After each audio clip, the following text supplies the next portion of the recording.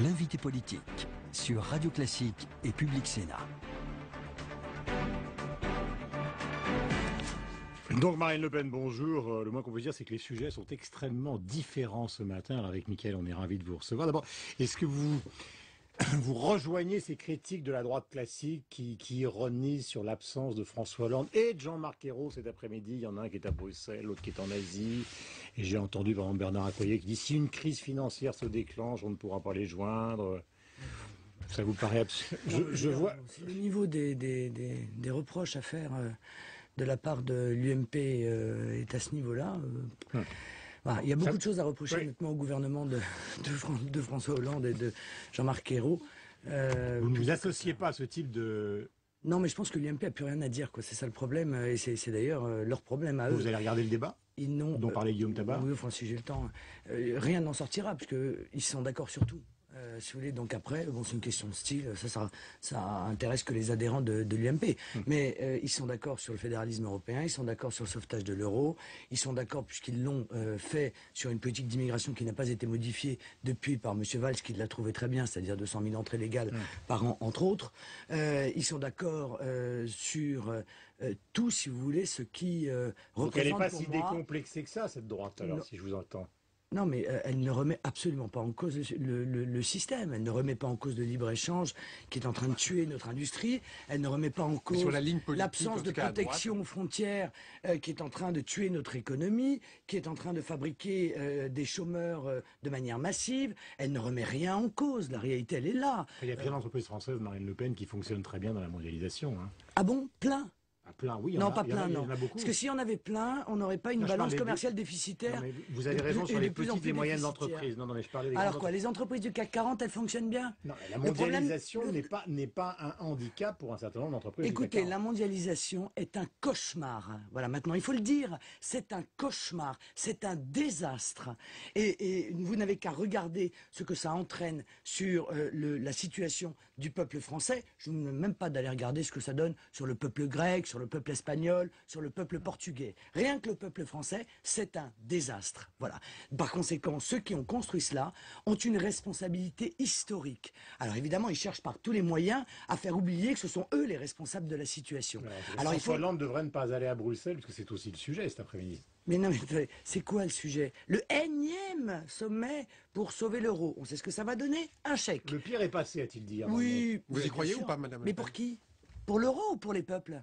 Parce qu'effectivement, le processus depuis des années consiste à sauver l'euro en sacrifiant les peuples. Alors à chaque sommet, eh bien, on met en place des mécanismes qui sont des mécanismes qui plombent notre économie, qui obligent les Français à faire des chèques de manière ininterrompue. Monsieur Moscovici vient d'en faire un de 31,5 milliards au FMI. C'est bien, c'est juste à peu près l'équivalent des sacrifices qui vont être demandés aux Français en 2013. Vous voyez, c'est même pas encore dans les caisses que c'est déjà dépensé. Bon, c'est 143 milliards. Le mécanisme européen de stabilité pour la France. C'est ça? Oui, on sauve l'euro, c'est vrai, on sauve l'euro. Mais d'abord, pour combien de temps? Et à quel prix pour les peuples? Or, le prix pour les Français va être un prix dramatique. Eh bien, moi, je m'oppose à cela. Moi, je veux sauver le peuple, quitte à ne pas sauver l'euro. L'Europe fédérale, vous y croyez? Elle est en marche, d'après François Hollande, hier dans une interview au Monde.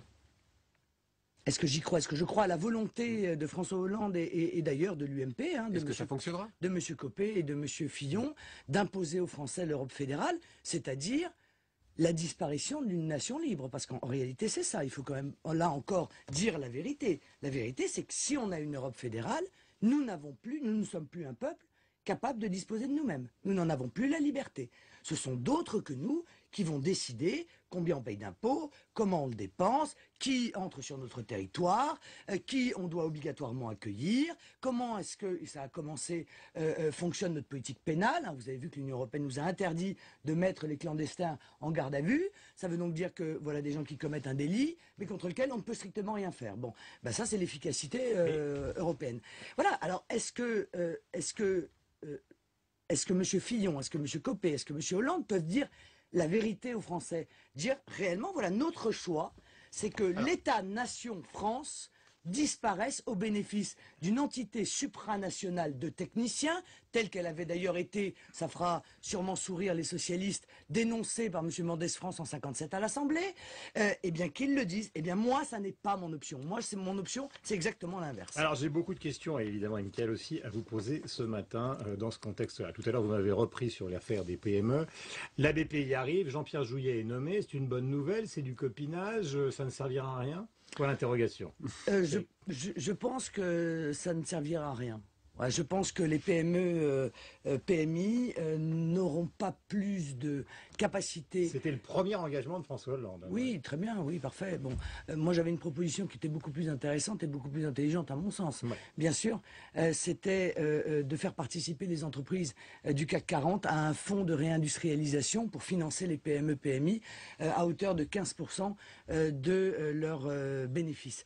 Ça ne les dévalorisait pas et ça permettait de les faire contribuer intelligemment à la relance du financement des PME, PMI, parce qu'en fait c'est ça le problème. Donc, le problème, ce dispositif-là, le dispositif Hollande, vous n'y croyez pas une seule seconde? Bah, écoutez, nous verrons. Ouais. Bon, en même temps, c'est bien de donner du financement aux entreprises si l'on considère que ça va fonctionner, hein, ce qui reste quand même une hypothèse, parce que pour l'instant rien n'a fonctionné en ce domaine, mais encore faut-il ne pas tuer leurs clients.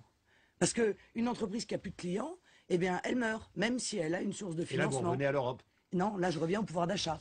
C'est-à-dire au choix qui a été fait par le gouvernement IST, parce que socialiste, je peux plus le prononcer, moi. IST, je vois bien, social, je vois plus, là, vous voyez, en l'occurrence. Je vois mondialiste, fiscaliste, ultralibéraliste, libre-échangiste, mais socialiste, ça a disparu. Bon. Donc le gouvernement IST a choisi, permettez-moi, d'effondrer le pouvoir d'achat des Français par une hausse de 20 milliards des impôts. Par conséquent, en effondrant le pouvoir d'achat, eh bien, il est en train de tuer les clients potentiels des entreprises qu'il cherche aujourd'hui à financer. Madame Le Pen, un autre sujet, la Corse. On n'a pas entendu sur l'assassinat du maître Solacaro. Visiblement, l'État voudrait faire un statut pénal différent à la Corse. C'est une bonne chose ou pas? Non, je ne comprends pas le sens de cette proposition. La Corse, c'est la France. Soit c'est le système pénal français qui est à revoir, ce que je crois, mais en l'occurrence, un statut pénal spécifique pour la Corse, à mon avis, n'a pas de sens. Il faut, en Corse, mettre en place des réseaux de renseignement. Je pense que ces assassinats, dont celui-ci, c'est vrai, me touche parce que je suis avocat et que quand on tue un avocat, bon, c'est sûr que c'est la profession, se sent probablement touchée. Mais ce qu'il faut, c'est du renseignement en Corse. Ce qu'il faut, c'est arrêter d'ailleurs de penser qu'il y a derrière cela des considérations politiques. Il n'y a plus de considérations politiques, il faut arrêter. Enfin, je veux dire, ça n'a plus rien à voir avec la mafia. Ça n'a plus rien à voir avec le nationalisme. C'est de la mafia, c'est de la criminalité. Il faut gérer ça comme de la criminalité. Et je pense que, une des faiblesses du système français, c'est qu'en matière de criminalité, elle a arrêté de faire du renseignement. Elle ne s'est pas donné les moyens. D'Europe, enfin on l'a lu dans les journaux, vous aussi d'ailleurs, c'est l'endroit d'Europe, de toute l'Europe, puisqu'on parlait de l'Europe tout à l'heure, où il y a le plus de meurtres. Oui. Et c'est ce matin l'endroit où en France, puisque vous dites que nous sommes en France, c'est effectivement le sens, où il y a le plus, pardonnez-moi l'expression, de flics. C'est-à-dire qu'il y a le plus de meurtres, donc ça veut dire qu'il y a quand même un problème spécifique. Mais oui, mais parce que, encore une fois, ce système, ces réseaux de criminalité, on ne les règle pas avec des policiers de proximité. On les règle avec des services spécialisés de renseignement dont l'objectif essentiel est de lutter contre cette grande criminalité. Or, ceci a été abandonné. C'est vrai pour la criminalité corse, c'est vrai pour la criminalité du trafic de drogue sur le reste du territoire français. C'est cela qu'il faut remettre en œuvre. Je voudrais quand même dire un mot concernant Monsieur Solacaro, Maître Solacaro, parce que justement, chez nos amis de Public Sénat, hier, Jean-Pierre Chevènement était le seul qui ait émis, disons, non pas des réserves sur sa personnalité, mais qui ait expliqué quand même que c'était un personnage à part, qu'il avait joué un rôle avec les nationalistes assez important et qu'il n'était pas, dixit Chevènement, en substance, le saint que l'on enterre ce matin. Mais peut-être, je n'en sais rien, M. Chevènement, compte tenu de son passé, en sait probablement plus que moi sur ce sujet. Mais ça n'est pas le problème. Je veux dire, ça n'est pas le problème. Le problème n'est pas là. Le problème, c'est que on voit bien la dérive. Aujourd'hui, hier, on tue un homme avec ses enfants à côté. Avant, c'était une femme. Et puis un jour, il y a un petit Corse de 10 ans, de 14 ans qui prendra une balle perdue. Bon, donc on voit bien que c'est inadmissible dans un état de droit. Marine Le Pen, le Sénat va étudier mardi une proposition de résolution tendant à la reconnaissance de la répression de la manifestation du 17 octobre 61. Hier, François Hollande reconnaissait avec lucidité, ce sont ses mots, cette répression. Qu'est-ce que vous en pensez? Ça doit être sa troisième repentance, là, en l'espace de 5 mois. Je trouve qu'il fait encore plus fort que Jacques Chirac. Il faudrait peut-être qu'il regarde l'avenir plutôt que passer sa vie Il va en avec Algérie en décembre. avec le nez. Ah, c'est pour ça alors. C'est pour faire plaisir au FLN qu'il a accepté cette reconnaissance sur un événement dont vous savez pertinemment, même si on ne le dit pas dans les médias, qu'il est éminemment contesté dans la réalité de ce qui est exprimé. J'ai Bon. entendu chez le confrère de RTL ce matin que l'extrême droite, à ce propos, d'ailleurs, se met à coup de pas, allait s'étrangler. Je me suis dit, oh là là, je reçois Marine Le Pen. Non, mais c'est Elle pas va le- s'étrangler Non, en mais direct sur Non, nos mais, deux mais antennes. non, parce qu'avec les socialistes, le pire est toujours sûr. Donc, on va pas s'étrangler. On s'attendait à cela. Bon, Mais pourquoi ne pas avaliser l'histoire, justement? mais pourquoi? Parce que vous êtes capable de dire que c'est exactement ce qui s'est passé. Parce qu'il y a beaucoup de Non, gens mais il y a qui eu disent des- l'inverse. Non, mais Voilà, bon. la répression, Alors, c'est le une chose, les FLN. dizaines de morts, c'est une chose. Pardonnez-moi, le FLN, bon, a été responsable de milliers de morts. Vous savez, ils ont massacré les harkis. Ils ont été coupables de milliers de mutilations. Bon. Mais ils voulaient l'indépendance. Alors ça va. Ah ben c'est bon alors. Mais ils l'ont Et puis eu. après l'indépendance, ils Non, ont... mais comme des ils ont- dizaines de peuples dans le Après monde à cette l'indépendance, ils ont continué à assassiner les harkis, c'est-à-dire ceux des Français musulmans qui avaient choisi la France. Ils ont pillé et détruit les tombes. Encore aujourd'hui, on n'a toujours pas réussi à rapatrier les corps Mais est-ce des qu'à un familles de moment, vous pieds ne noirs pouvez et pas des familles envisager sur de harkis. ce dossier-là l'apaisement? Eh bien, ce serait peut-être pas mal qu'ils commencent le FLN, vous voyez, hein? Parce que nous, c'est toujours nous qui commençons. Alors, Ah, mais vous qui avez l'apaisement... toujours voulu être sur des c'est très positions bien. différentes de celles de Mais vos pour l'instant- votre père pour en matière l'instant, d'histoire, est-ce que c'est écoutez. pas le moment justement de s'associer? Non, mais écoutez, J'ai bien compris que pour c'était non, l'instant- mais à se mettre à coup de pas pour marquer cette différence Non, mais avec écoutez, votre moi, père. je commence à en avoir soupé de ces représentants de la France qui n'ont de cesse que de la salir, que de mettre en exergue les difficultés qu'elle a pu avoir par le passé. Alors, à quand la repentance pour la Saint-Barthélemy? Non, parce que on va en trouver des épisodes comme ça. Moi, ce que j'aimerais bien, voyez-vous, c'est qu'on arrête de salir la France et que particulièrement les dirigeants français arrêtent de salir la France. Qu'on, effectivement, regarde l'avenir et qu'il y ait une sorte quand même de réciprocité. Parce que, encore une fois, compte tenu de la manière dont l'Algérie continue à se tenir par rapport à aux événements de la guerre d'Algérie, Donc c'est la guerre à assez de vivre. repentance. Donc c'est la guerre à Non. vivre. Hollande ne doit pas aller en Algérie. On considère que comme on a été puissance coloniale et qu'ils ont fait une certaine forme de révolution nationale, dites-moi, vous avez on pas le se boude sentiment à vie. vous n'avez pas le sentiment quand même que toutes ces repentances ont une influence sur la manière dont un certain nombre de nouvelles générations de Français d'origine algérienne ont une hostilité maintenant à l'égard de la France, quasiment une haine, peut-être que et le même le geste d'Hollande sentiment, va le sens et de même la le peine sentiment, d'apaisement. et même le sentiment que la France leur doit quelque chose qu'ils viennent d'ailleurs chercher pour certains degrés ou de force. Bon, eh bien, je trouve que tout cela est profondément destructeur, profondément diviseur de la société française, et que M. Hollande porte une fois de plus une responsabilité dans